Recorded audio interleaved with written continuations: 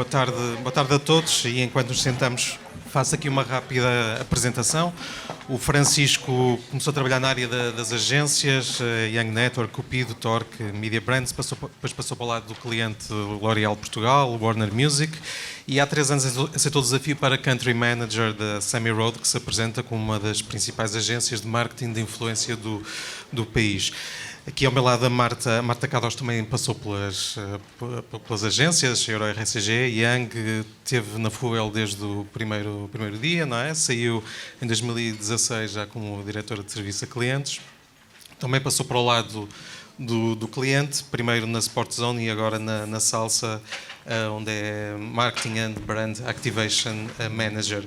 O Ricardo Tomé também teve vários anos na RTP, até que em 2014 se mudou para a TVI, onde é agora diretor-coordenador da Mídia Capital Digital e, portanto, é responsável pela gestão digital de marcas como a TVI, TVI Play, a TVI 24, IOL, Mais Futebol, Selfie. E, Ricardo, não vou perguntar nada sobre o negócio Mídia Capital. Mas eu até tenho pena agora, já estava preparado.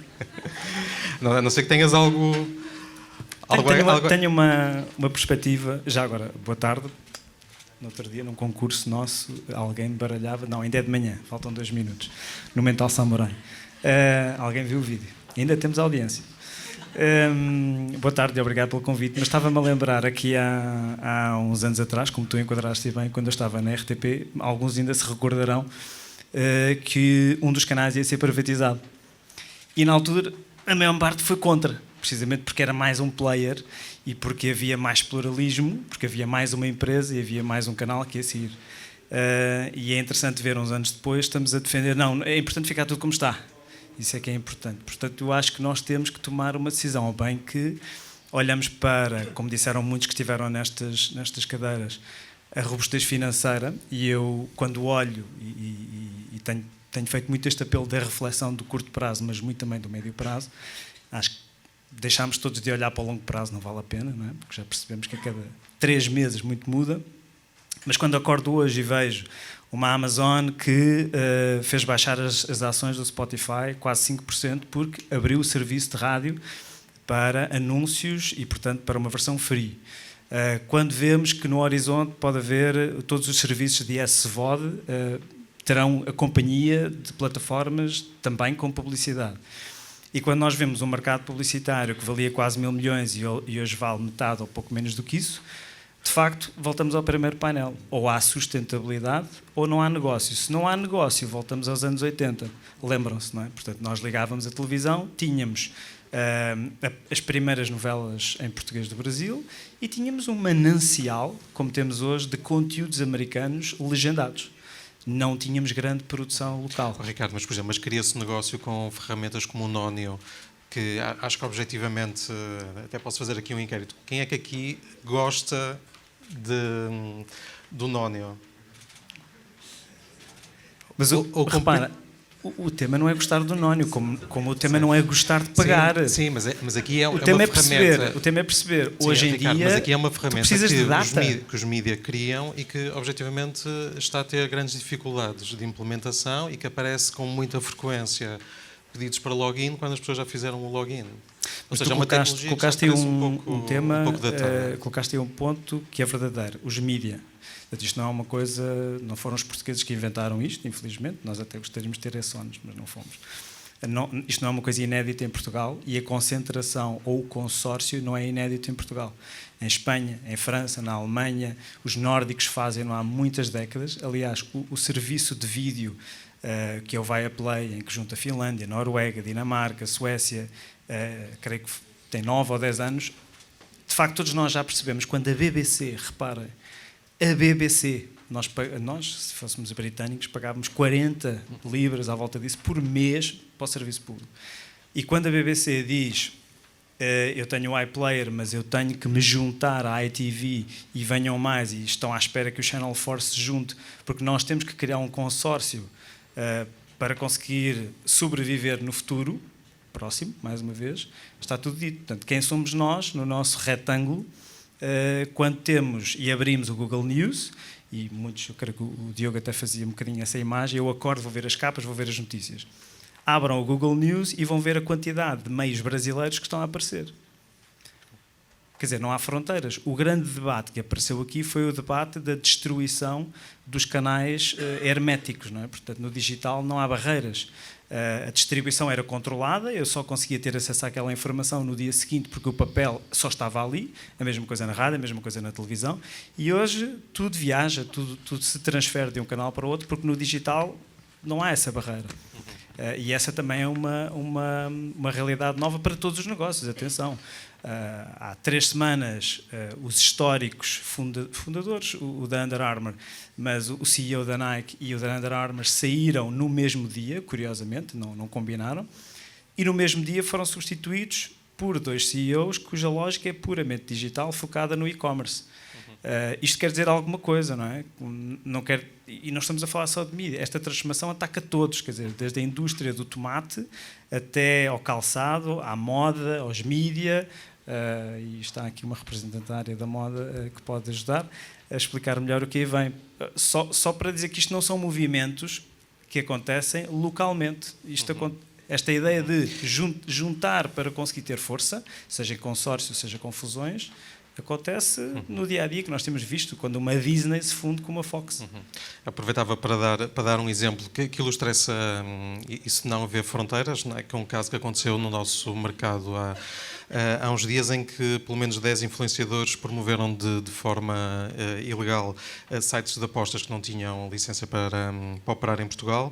Entre esses influenciadores estava o Circásio, que tem 5,1 milhões de subscritores no YouTube, o Onte, que tem 3,6 milhões de subscritores também no YouTube. Nós temos que a promoção do jogo ilegal é crime em Portugal e portanto, estas práticas prevê um enquadramento de uma pena até 5 anos de prisão. Francisco, perguntava-te se este episódio vem manchar o trabalho de quem trabalha nesta área do marketing de influência, em que parece, para quem não esteja por dentro da área, não é? Parece que é uma área sem regras.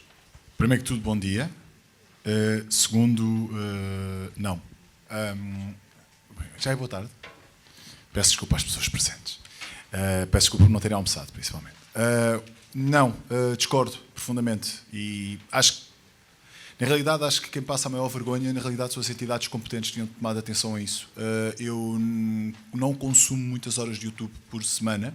Se calhar, comparado com a maior parte das pessoas que estão aqui à minha frente, acharão que consumo muitas, mas para a maior parte das pessoas, principalmente mais novas, não consumo quase nada. Consumirei cerca de 8 horas por semana, acreditem que não é nada.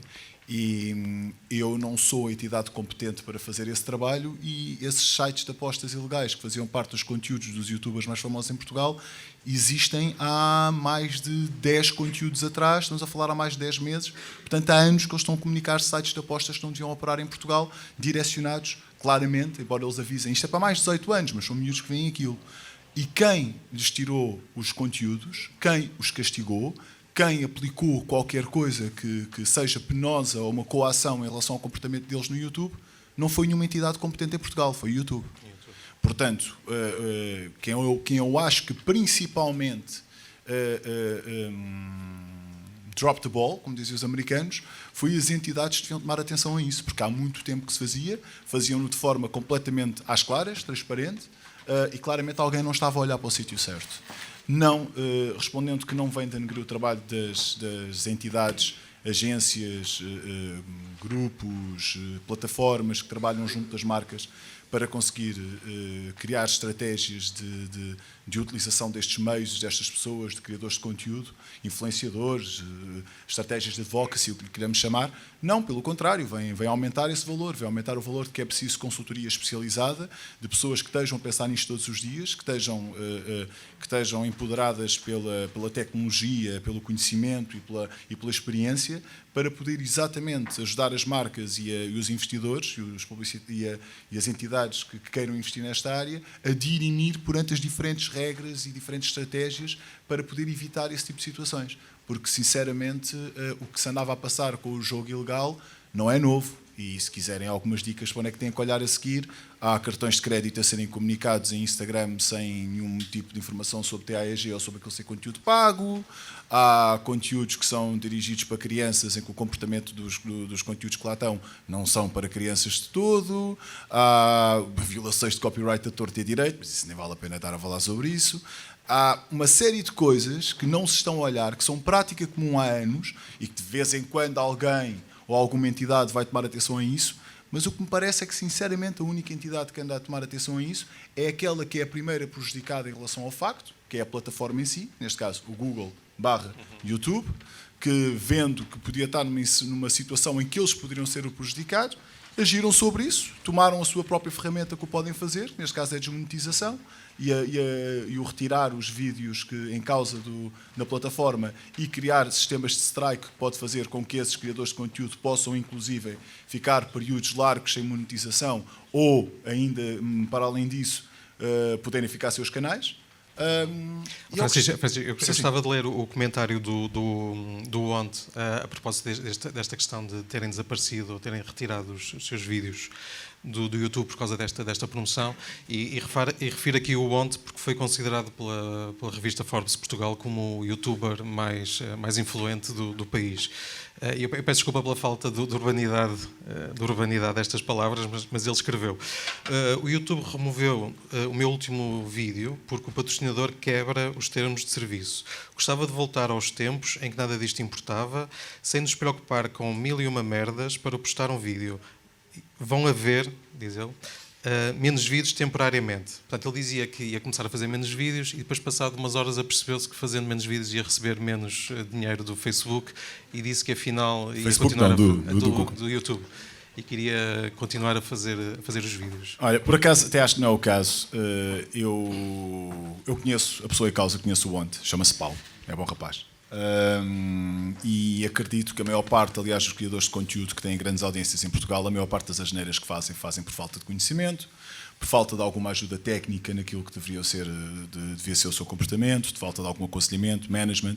Eu estou completamente à vontade para falar sobre isso, porque nós na Sammy Road não fazemos management de criadores de conteúdo. O nosso lado é ao lado das marcas. Nós somos estrategas para criar estratégias em que as marcas podem colaborar com estas pessoas no maior, tirando os melhores resultados e fazendo na melhor segurança. E esse é o nosso papel, mas obviamente acabamos por conhecer estas pessoas e colaborar com elas em vários projetos. E temos opiniões pessoais sobre elas. Eu acho, por acaso, sinceramente, o Paulo, um bom rapaz. Acho que talvez tenha sido mal aconselhado ou não tenha a informação toda necessária. O que ele diz sobre as saudades de um tempo em que não havia rei nem rock e podiam fazer o que quisesse na plataforma, é natural que tenha, porque a vida era mais fácil. Hoje em dia tem que navegar águas um bocadinho mais turvas e que não saberão exatamente por onde se virar. Mas eu acredito que, sem prejuízo de que haja algum excesso de zelo de vez em quando e sem prejuízo que nem todas as soluções sejam 100% eficazes, porque não o são, a verdade é que eu prefiro que haja algum rei rock e que cada vez exista mais do que não exista. Portanto, eu não concordo com as palavras dele. Sei essa a pergunta. Muito bem. Marta, como é que se escolhe influenciadores, nomeadamente na área da moda, onde existe muita concorrência, não é? Não só também de outras marcas de moda, mas também existe aparentemente muita oferta de possíveis influenciadores. Antes de mais, boa tarde. É boa tarde, não é? Como é que se escolhe? Isso é uma boa pergunta e acho que é daquelas perguntas para queijinho. Em primeiro lugar, começa por uma grande pesquisa, bom senso, muito bom senso, ter cada vez mais conhecimento de olhar a dados e não olhar só a números de seguidores e outras coisas, aquelas que normalmente são mais visíveis. E depois tem que se olhar em primeiro lugar para a marca, para a estratégia, para o objetivo, para depois ir atrás desses possíveis influenciadores. Porque depende muito, em primeiro lugar, da estratégia e dos objetivos que queremos. Depende muito do que é que queremos com isso, quando estamos a falar de uma parceria e de fazer parcerias com influenciadores. Se o objetivo é lançar um produto novo, é falar de uma promoção, se é fazer crescer a marca e só dar notoriedade à marca e querer gerar buzz sobre a marca, mas é sobretudo escolher pessoas que se identifiquem e que vão dar uma clareza e uma transparência àquilo que nós queremos passar. E essa é a maior dificuldade, porque todos nós somos bombardeados, acho que já todos aqui falámos que as redes sociais fazem parte do nosso dia, que vão crescer, que nos mais novos vão ser cada vez mais o dia-a-dia deles, a vida deles, mas também cada vez mais há um bom senso e há um conhecimento por parte do utilizador, por parte de quem nós queremos chegar, que nos obriga a ir pesquisar, a ir buscar pessoas que se identificam, que são verdadeiras, que têm a ver com os nossos objetivos e com a marca. Porque senão vamos cair no rol de sermos mais uns e de estarmos a ser falados. E é a transparência. Mas quando é que percebe que determinado influenciador não está a funcionar? Não está a funcionar Sim. para nós? Sim. Primeiro... Ou seja, é a ditadura dos likes? Não é só a ditadura dos likes, porque eu às vezes tenho influenciadores e também há uma coisa que está a crescer e cada vez mais se fala, que são os micro-influenciadores. Portanto, nós temos vários níveis de influenciadores. E neste caso, influenciadores, até aqui estamos a falar mais digital influencers, porque influenciadores sempre houve, sempre vai haver, e nem todos têm que ser digital influencers. Mas com o tema de redes sociais e influenciadores, vamos nos focar mais nesses. Quando é que nós sentimos que eles não estão a resultar? Quando de repente nós escolhemos um influenciador, ou achamos que aquele influenciador, porque arranjámos um parceiro, como o Francisco estava a dizer, que é muito o que ele faz, ou mesmo pelas nossas agências de comunicação, em que por determinado perfil, por afinidade com a marca, por outros conteúdos que essa pessoa põe, nós vemos que ele tem potencial, temos determinado objetivo e afinal os conteúdos que saem dali não são orgânicos. Vê-se que se está a falar de uma coisa que é só por parceria e não é uma parceria paga, mas que não há ali um feeling, não há ali um match, e portanto isso não só está descontextualizado o que é o perfil desse influenciador, o que vai prejudicar neste caso a marca ou a parceria que a marca fez porque sai ao lado, como os resultados propriamente ditos, porque é assim, pode-se ter muitos likes, eu já tivemos, acho que toda a gente que trabalha com marcas, com influenciadores e com influencer marketing já teve, que é, por exemplo, nós fazemos uma parceria com determinada pessoa, o post corre lindamente, tem um engagement espetacular o post dessa pessoa, mas fala-se zero sobre o conteúdo e sobre o destaque que era preciso. Ou seja, essa pessoa até pode ter muita notoriedade ou muita influência dentro de determinada rede social, mas ter falhado completamente ao lado, enquanto a marca, enquanto os nossos objetivos e enquanto parceria de marca e digital influencer para determinado objetivo. Vocês atualmente trabalham com quantos influenciadores? Eu não consigo quantificar, porque nós trabalhamos em coisas com muitos. Trabalhamos com Portugal, Espanha e muitas vezes com França.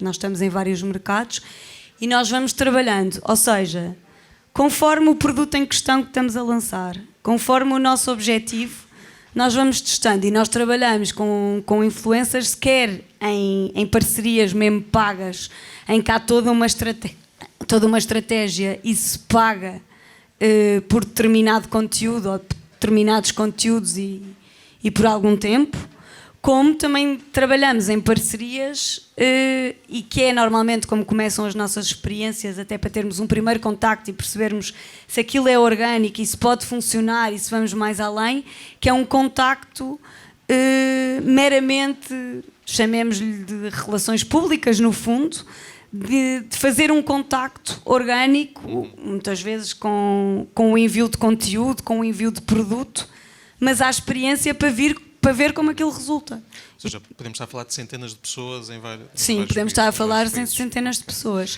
E vai desde de influenciadores muito pequeninos, que era isso que eu há pouco estava a dizer, e depois passámos para outra parte do tema, que é muitas vezes os micro-influenciadores e os influenciadores mais pequenos resultam muito nesse sentido, de chegar a menos pessoas, mas chegar com um conteúdo muito mais orgânico e verdadeiro.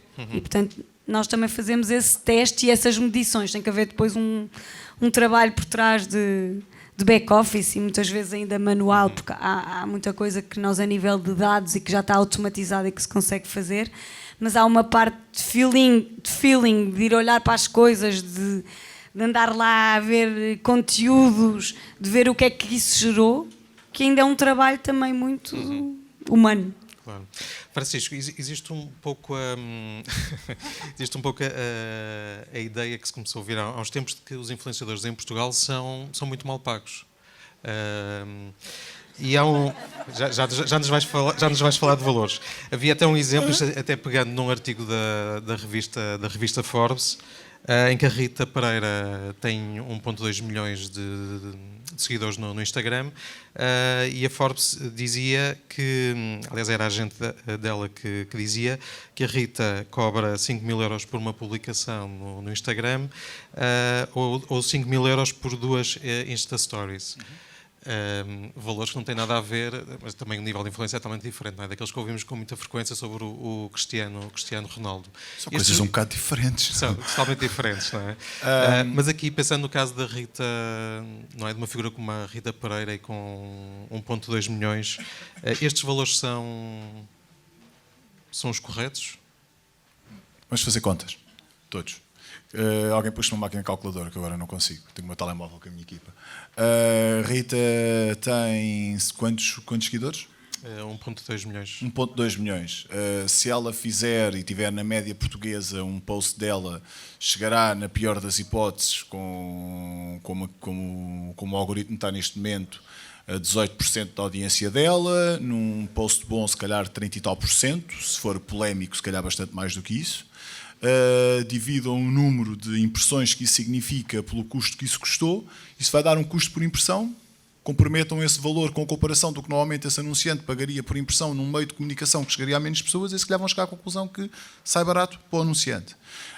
Em relação para a influenciadora em si, portanto a Rita, agora falando um bocadinho mais a sério, eu não acho que sejam valores mal pagos. Acho que Portugal, no geral, é um mercado mais pequeno, em que os anunciantes têm, em geral, menos poder de investimento e menos poder disponível no seu P&L para investimento nestas áreas do que tem o mesmo anunciante num mercado maior. Nós, na Semi Roads, temos a sorte de trabalhar em 9 países diferentes, com escritórios, e com isto fazemos campanhas em 25 países, e, portanto, temos acesso a métricas e a valores praticados muito diferenciados. E, sinceramente, e mais uma vez indo contra o que tem sido a norma das revistas e das publicações, eu acho que em Portugal os influenciadores, os criadores de conteúdo e as pessoas que trabalham nesta área e colaboram com marcas para poder fazer conteúdo em redes sociais e em modelos digitais, não são, no geral, mal pagos para o tamanho do mercado. Talvez tenham pouco conhecimento do que o mercado é pago. Porque, por exemplo, se põe em causa que os influenciadores serão mal pagos em Portugal, o que diria a televisão, em que temos práticas de pagamento de GRP bastante mais baixos do que a média do resto do mundo. Ou seja, é preciso conhecer o que é que o mercado significa. O mercado português é, pura e simplesmente, um mercado que paga, em geral, menos. Francisco, voltando até um bocadinho atrás, quando estávamos a falar de alguma regulamentação, a Semi Road, a par de outras agências, esteve envolvida numa colaboração com a Direção-Geral do Consumidor para criar um guia de boas práticas nesta área do marketing de influência. Havia uma questão muito simples que esse guia apresentava, que era relembrar aos influenciadores que tinham, seguindo o código que já vem plasmado no Código da Publicidade, que tinham de assinalar em todos os seus posts que era conteúdo publicitário, mesmo que não houvesse uma relação monetária, não é? Mesmo que só houvesse uma oferta, um brinde ou algum tipo de benefício. Desde que este guia de boas práticas foi divulgado, houve alguma mudança positiva no setor? Eu não tenho números, eu não faço parte da Direção-Geral do Consumidor, colaboramos em proximidade com eles, somos uma equipa fantástica. E ajudámos em tudo o que foi preciso, trouxemos principalmente a nossa experiência de outros países e dos anos em que estamos envolvidos nesta área, e a nossa interpretação de como é que aquilo que são os termos e condições e as práticas e as boas práticas das próprias plataformas se coadunam ou não com a lei portuguesa.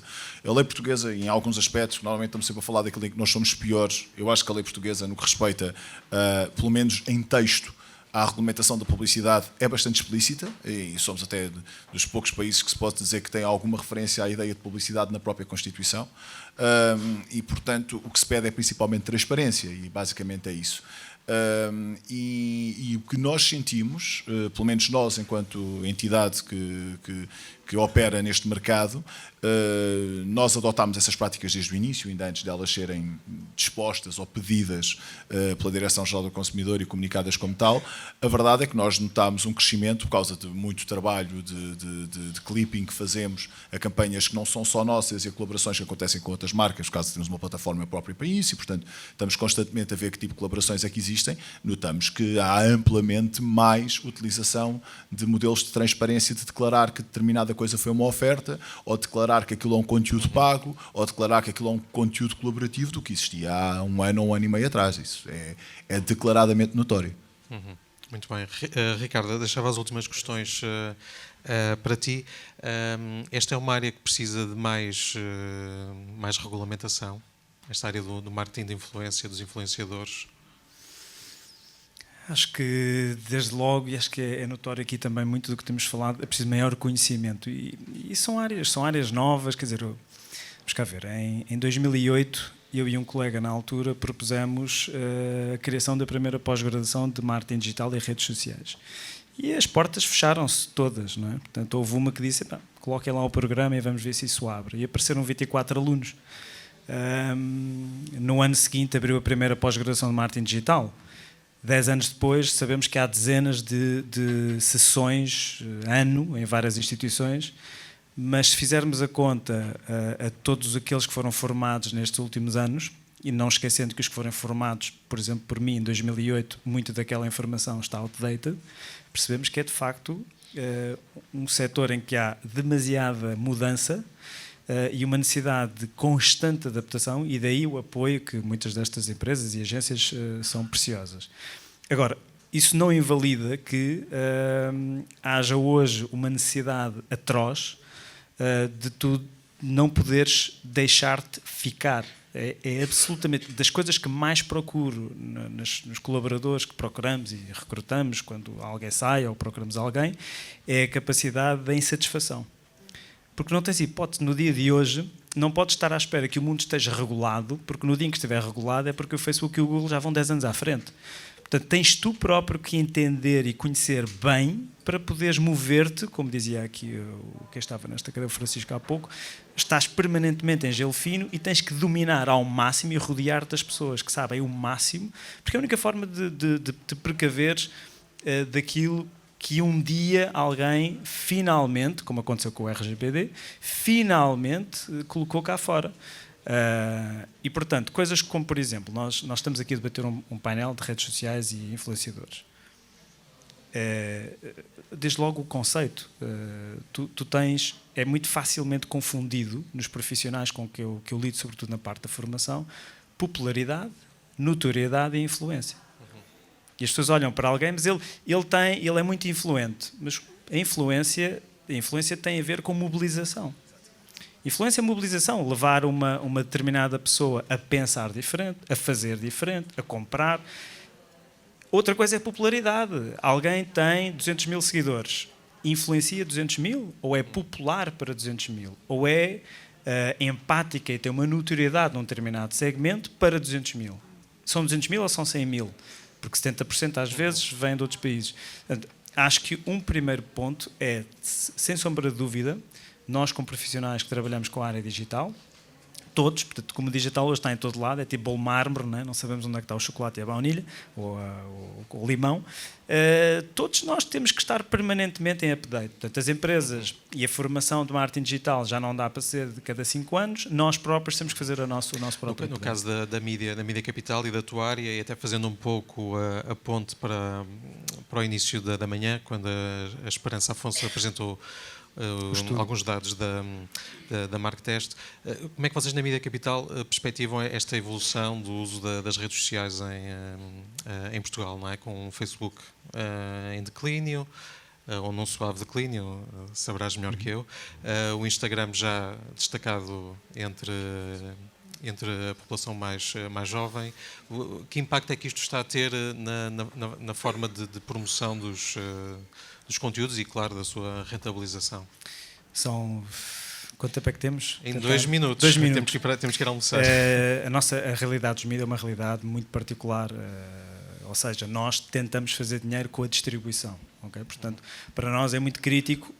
Reparem, a esmagadora maioria dos mídias não ganha dinheiro numa plataforma como o Instagram, porque o Instagram não tem praticamente links a não ser nas stories e, portanto, isso vale 0,%. Aquilo é muito mais uma plataforma em que tentamos explorar alguma notoriedade, construção das histórias e trazer algum tráfego. O Facebook não, objetivamente, e o Google também não, porque geram tráfego e nesse tráfego nós vendemos a publicidade e essa publicidade é o que paga as contas no final do dia. E daí toda esta reflexão, que é sempre a mesma. Como é que dependemos cada vez menos da distribuição de outros e conseguimos distribuir-nos por nós? Que é a mesma coisa que uma Zara. Uma Zara, a única vez que mudou os seus sacos foi quando passou a dizer Zara.com. E, portanto, ainda que eles hoje tenham pontualmente alguma coisa aqui e acolá, a mesma coisa com a Nike, que retirou a venda da Amazon, o importante é como é que eu consigo que agora na Black Friday venham todos à minha app. Connosco é a mesma luta. Como é que eu consigo que as pessoas não vão ao Facebook? Não tenho nada contra o Facebook, mas como é que eu consigo que venham ao meu site, em vez de irem ao Facebook todos os dias à procura de notícias? Qual é a proposta de valor que eu vou ter para que alguém acorde de manhã e, em vez de ir a um agregador, venha ao meu agregador? Do ponto de vista da utilização de redes sociais, a grande transformação, estou a falar depressa porque só me deste 2 minutos, a grande transformação eu acho que é a analítica. Nós tínhamos feelings, achávamos que eu ouvi dizer, o meu filho usa, e hoje olhamos para o estudo, e eu disse isso à Esperança quando a cumprimentei assim que cheguei, o mais importante do estudo não está aqui, está no Excel. E eu duvido que quem comprou o estudo, toda a gente tenha olhado para o Excel. E, portanto, quando tu vais fragmentar classes sociais, idades, regiões em Portugal, pelas redes sociais, com frequência de utilização, se calhar muitas pessoas voltam a equacionar o Facebook, e muitas deixam de equacionar o Facebook. E outras passam a equacionar os meios tradicionais. Portanto, este mix passa a ser, como tu disseste bem, uma necessidade de conseguir ferramentas ágeis, de verter data lá para dentro e eu conseguir, com os pouquíssimos recursos que tenho, ter um apoio analítico à minha tomada de decisão. Porque aquilo que me vão exigir acima é porquê. Porquê é que você está a fazer isto? Porquê? Porque eu ouvi dizer, não é? Porque eu ouvi dizer, o filho, o tio, o primo, ouvi dizer. Portanto, e nós temos que nos dotar de bases analíticas para dizer, estamos a tomar esta decisão, porque com esta informação que recolhemos, eventualmente esta é a melhor solução agora, não quer dizer que seja para o futuro. Aproveito então para agradecer a vossa presença e as vossas ideias e, claro, a vocês também um pouco a vossa paciência e bom almoço. Até já.